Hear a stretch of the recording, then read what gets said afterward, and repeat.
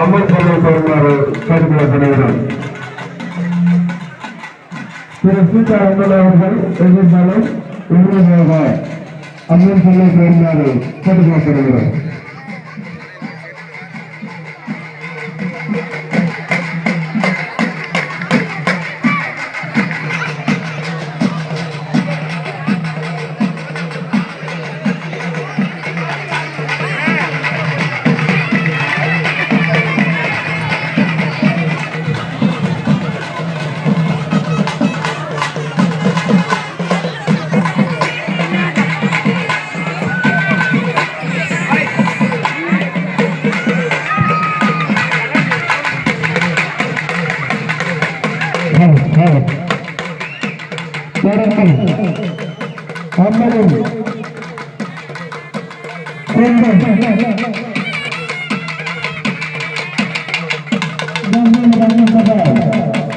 அனைத்து பக்தர்கள் அம்மன் மற்றும்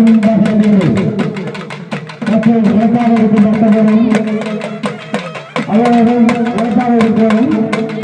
உழைப்பாக இருக்கு செல்லமாக பந்தின் சார்பாக மீண்டும் மீண்டும் கேட்டுக்கொள்கிறோம்.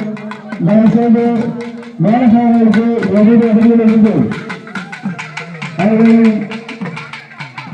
சற்று அவர்களை விடுமாறு கேட்டுக்கொள்கிறோம். தொடர்ந்து அம்மனின் கொம்பன் கழகத்திலிருந்து மாலை 4 மணி முதல் பவுண்டேஷன் விளையாடுகள் மற்றும் 2 மடங்கு அன்னதானம் தொடர்ந்து நடைபெறும். இந்த அன்னதானத்தில் அனைத்து பக்தர்களும் மற்றும் பெருமைகளும் கலந்துள்ளார்கள். எங்களுடைய தந்தை சார்பாக மீண்டும் மீண்டும் கொடுக்கிறோம். தொடர்ந்து யாரேனும் பலன்பாக்கி இருந்தால் விழா கம்பெனி அனுப்பி பலன்பாக்கியை கொடுக்குமாறு எங்களை மீண்டும் கேட்டுக்கிறோம். தொடர்ந்து முழப்பாகவும் அம்மனின் குண்டம் அதை தொடர்ந்து பின்தொடர்ந்து முழப்பாகவும் சென்று இருக்கிறார். ஆண்டாண்டு எங்களுடைய பொதுமக்கள் அவர்களுக்கு வழிவிட்டு கொடுக்குமாறு எங்களை வேண்டி விரும்பி கேட்கிறோம். எவ்வித இடங்களிலிருந்து அவர்களுக்கு வழிவிட்டு கொடுக்குமாறு கேட்கிறோம். அதை தொடர்ந்து 4 மணி 30 மணி இதை அன்னதானம் நடைபெறும். அம்மன் சபை ஒன்றாக கூடிய மண்டபத்தில் அன்னதானம் நடைபெறும். இந்த அன்னதானத்தில் அனைத்து பொதுமக்களும் மற்றும் பொதுமக்களும் கலந்து கொண்டு இந்த அன்னதானத்தை சேர்க்குமாக உங்களை மீண்டும் மீண்டும் கேட்டுக்கொள்கிறோம்.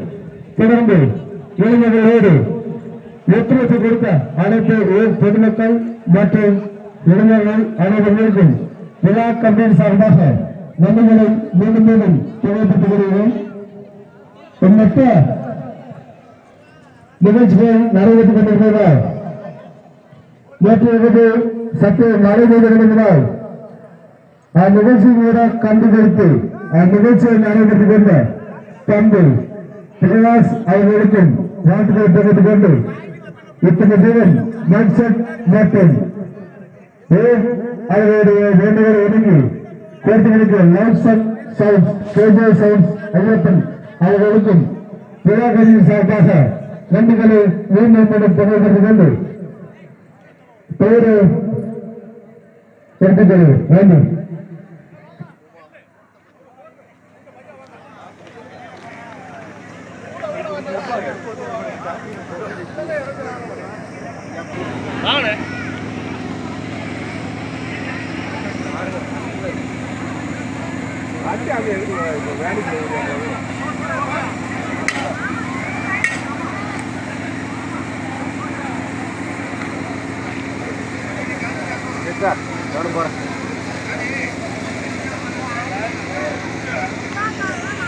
കേട്ടോ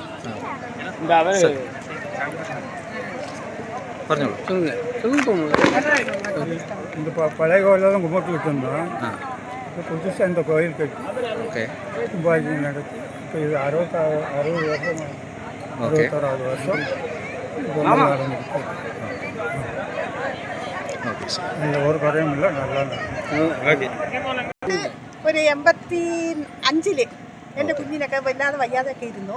അന്നേരം അമ്മയ്ക്ക് വേണ്ടി നേർച്ച ഇട്ടു. അമ്മ അത് സാധിച്ചു തന്നു. ഞങ്ങൾ അതിന് വേണ്ടി ഒരു നിലവിളക്കൊക്കെ എടുത്തു കൊടുത്തു. അന്ന് തൊട്ട് നമുക്ക് അനുഗ്രഹമൊക്കെ ഉണ്ട്. അങ്ങനെയാണ് ഞങ്ങൾ എല്ലാവരും ഇങ്ങനെ വിശ്വസിക്കുന്നത്. അങ്ങനെ ഓരോരുത്തർ വന്ന് ചോദിക്കുന്ന അനുഗ്രഹം അമ്മ കൊടുക്കുന്നുണ്ട്. പിള്ളേരില്ലാതെ ഇരിക്കുന്നവർക്കും പിള്ളേരെ കൊടുക്കുന്നുണ്ട്. കരഞ്ഞു പ്രാർത്ഥിച്ച അമ്മ അനുഗ്രഹം എപ്പോഴും കൊടുത്തോണ്ടിരിക്കുന്നുണ്ട്. അങ്ങനെയാണ് ഞങ്ങൾ ഇന്ന് വരെ അമ്മേനെ വിശ്വസിച്ചിരിക്കുന്നത്. അത് ഇനി മേലും അങ്ങനെ കിട്ടണമെന്നുള്ള ആഗ്രഹവും ഉണ്ട്. അത് നടത്തി തരുമെന്നുള്ള സത്യം ഞങ്ങൾക്കുണ്ട്. അങ്ങനെയാണ് ഞങ്ങൾ. അപ്പൊ ഈ കുംഭകലശം എന്ന് പറയുന്ന സംഭവം ജസ്റ്റ് എങ്ങനെയായിരുന്നു? അത് അതിന്റെ ആചാരം ഒരു മച്ചെന്ന് പറഞ്ഞ് ഒരു അടയാളം വെക്കുക. അത് 5 പേരെ നിയമിച്ച് അങ്ങ് പറഞ്ഞു വിടും. എന്നിട്ട് സ്വാമി തുള്ളി 6 ദേഹത്ത് അനുഗ്രഹം വരുന്നു. അവര് പറഞ്ഞ ഈ 5 പേര് എടുക്കുന്നത് മാറി നിൽക്കുക. അവര് ഓർത്ത് ഈ 5 പേർക്ക് അറിയുള്ളൂ, നമുക്ക് ആർക്കും അറിയത്തില്ല. അത് ദേവി 6 ദേഹത്ത് തുള്ളി വന്ന് പറഞ്ഞ ആ സാധനം പറയുവാണെങ്കിൽ അവരുടെ ദേഹത്ത് അന്നേരമായി ഈ കലശം എടുക്കുന്നത്. അങ്ങനെയാണ് അതിന്റെ ഞങ്ങൾ വിശ്വാസം. അങ്ങനെയാണ്. അതാണ് ഇന്ന് വരെ നടത്തിക്കൊണ്ട് വരുന്നത്. എൻ്റെ അറിവിൽ ഞാൻ 6 വയസ്സിൽ മുമ്പ് വന്നതാണ്. അന്ന് തൊട്ടുള്ളത് എനിക്ക് 59 വയസ്സുണ്ട്. അന്ന് തൊട്ടുള്ള അനുഭവം ഇങ്ങനെ ഞങ്ങൾക്ക് ഒരു അനുഭവം കിട്ടുന്നുണ്ട്. അതുകൊണ്ട് ഈ അമ്മേനെ ഞങ്ങൾ വിശ്വസിച്ച് എല്ലാ കാര്യവും നടത്തി. അമ്മയുടെ പേരെന്താണ്? കാളിയമ്മ അല്ലേ? ഈ സ്ഥലം എവിടെയായിരുന്നു? മൗണ്ട് അല്ലേ? വണ്ടിപ്പെരിയാർ. മൗണ്ട്. പിന്നെ 10-12 കൊല്ലമായിട്ട് തുള്ളുന്ന ഒരു വ്യക്തിയാണ്. എല്ലാ അനുഗ്രഹങ്ങളും നമ്മൾ ദൈവം തുള്ളി പറഞ്ഞു കൊടുത്തിട്ടുണ്ട്. ഇതുപോലെ കലച്ചു കൊടുത്തിട്ടുണ്ട്, എല്ലാം ചെയ്തിട്ടുണ്ട്. എറണാകുളത്ത് നിന്നൊക്കെ ആൾക്കാരെ കൊണ്ടുവന്ന്, പിള്ളേരില്ലാത്തവരെയൊക്കെ കൊണ്ടുവന്ന് ഇവിടെ അനുഗ്രഹം മേടിച്ചിട്ടുണ്ട്. ആൾക്കാർക്ക് പിള്ളേരായ സ്ഥിരമായിട്ട് വരുന്നവരുണ്ട്, എല്ലാ കൊല്ലം വരുന്നവരുണ്ട് ഇവിടെ. അങ്ങനെ ശക്തിയുള്ള ഒരു ദേവിയാണ് ഇവിടുത്തെ. ഈ ഏരിയയിൽ ഇതുപോലത്തെ ശക്തി വേറെ ഒരു അമ്പലത്തിലും ഇല്ല. ഈ കാളി ദേവി എന്ന് പറയുന്നത് ഇവിടെ മാത്രമേ ഉള്ളൂ. ബാക്കിയുള്ളടത്തൊക്കെ മാരിയമ്മൻ അങ്ങനെയുള്ളതൊക്കെയാണ്. ഈ കാളിയായിട്ട് ഇവിടെ തമിഴ്നാട്ടിൽ നിന്ന് കൊണ്ടുവന്ന്, അവിടെ തമിഴ്നാട് രാജപാളയ സൈഡിൽ നിന്ന് കൊണ്ടുവന്ന് ഇവിടെ പ്രതിഷ്ഠിച്ചേക്കുന്നതാണ് ഈ അമ്പലം.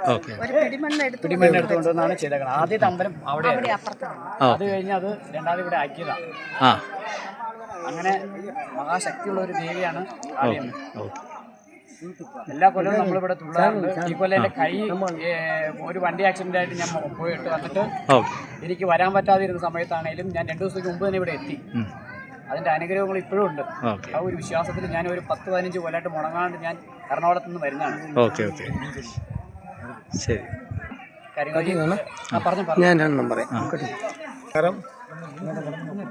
ഞാൻ ഇപ്പോൾ ശരിക്കും താമസിക്കുന്നത്, എൻ്റെ പ്രോപ്പർ എൻ്റെ സ്ഥലം എന്ന് പറഞ്ഞു കഴിഞ്ഞാൽ മൗണ്ടാണ്. ഞാൻ ജനിച്ചു വളർന്നതെല്ലാം മൗണ്ടിലാണ്. ഇതെല്ലാം എൻ്റെ സഹോദര സഹോദരിമാരാണ്. ഇതെൻ്റെ ചിറ്റയാണ്, അതും എൻ്റെ ചിറ്റയാണ്. ചിറ്റയുടെ മരുമോളത് മോന്. ഇതെൻ്റെ ഒരു സഹോദരനാണ്.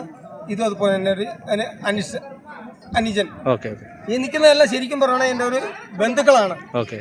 അപ്പോൾ ശരിക്കും പറയുകയാണെങ്കിൽ ഇവിടെ ഏറ്റവും ശക്തി സ്വരൂപിണിയായിട്ട് എല്ലാവരും ചിന്തിക്കുന്നു. ശാന്തസ്വരൂപിണി കാളി എന്ന് പറയുന്നൊരു വ്യക്തി എന്ന് പറയുന്നത് ശക്തി സ്വരൂപിണിയായിട്ട് കുടികൊള്ളുന്ന ഒരു ക്ഷേത്രമാണ് മൗണ്ടിൽ കുടികൊള്ളുന്ന ശക്തി സ്വരൂപിണിയായ കാളിദേവി.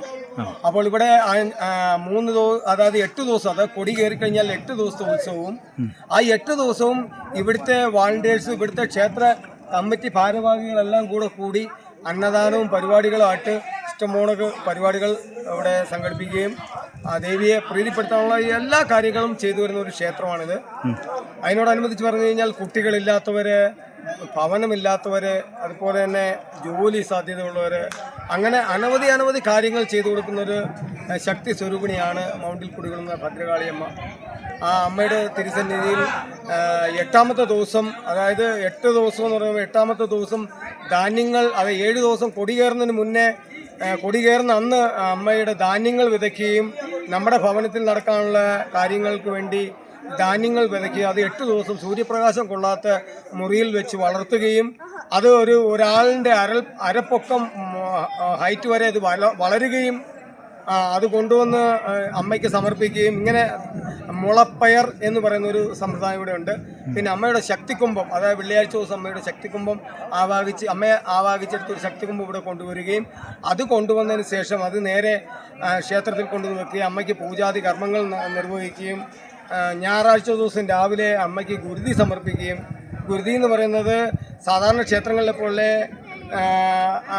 കുമ്പളങ്ങ മുറിച്ച് അങ്ങനെയുള്ള ഒരു ഇതല്ല, ഗൗളാചാര പ്രകാരമുള്ള ഒരു രീതിയാണ് ഇവിടെ നടക്കുന്നത്. ആ ഗൗളാചാര പ്രകാരത്തിലുള്ള പൂജ അമ്മയ്ക്ക് കോഴീനെ വെട്ടിയും ആടിനെ വെട്ടിയും ഗുരുതി നിറക്കുകയും ആ ഗുരുതിയിൽ സംതൃപ്തിയായ അമ്മ നാട് കാണാൻ ഇറങ്ങുകയും നാട്ടിലുള്ള എല്ലാ ഭക്തജനങ്ങൾക്കും അമ്മ എല്ലാ രീതിയിലുള്ള അനുഗ്രഹങ്ങളും ആരോഗ്യവും അമ്മ സമർപ്പിക്കുകയും എല്ലാം ചെയ്യുന്നു.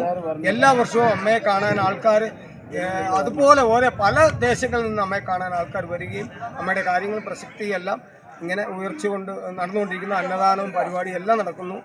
ഇനിയും അമ്മയുടെ കാര്യങ്ങൾ ഇതുപോലെ തന്നെ എല്ലാ വർഷവും പ്രസക്തിയായിട്ട് നടക്കണം എന്നുള്ളൊരു താല്പര്യമുള്ളൊരു വ്യക്തിയാണ് ഞാൻ തിരുവല്ലയാണ് താമസിക്കുന്നത്. ഞാൻ എല്ലാ വർഷവും വന്നിവിടെ ഓരോ വഴിപാടുകളും കാര്യങ്ങളും അമ്മയ്ക്ക് വേണ്ടി ഇവിടുന്ന് നമുക്കിപ്പോൾ പറയാനുള്ള ഒരു പ്രത്യേകത എന്ന് പറഞ്ഞു കഴിഞ്ഞാൽ നമ്മൾ ആർക്ക് അമ്മയുടെ അടുത്ത് നമ്മുടെ നാമം ഉച്ചരിച്ച് അമ്മയെ ഈ അമ്മയുടെ കാര്യങ്ങൾ അമ്മയുടെ അടുത്ത് സമർപ്പിച്ച് കഴിഞ്ഞാൽ അമ്മ കൃത്യമായ കാര്യം സാധിച്ചു തരും എന്ന് നമ്മളൊരു 10 പേരോട് പറയുമ്പോൾ അത് 10ആയി 100ആയി 1000ആയി അമ്മയുടെ ക്ഷേത്രത്തിലേക്ക് ജനസാഗരം ഒഴുകി എത്തണമെന്നുള്ളത് ഏറ്റവും അത്ര മാത്രമേ. ഓക്കെ, ശരി.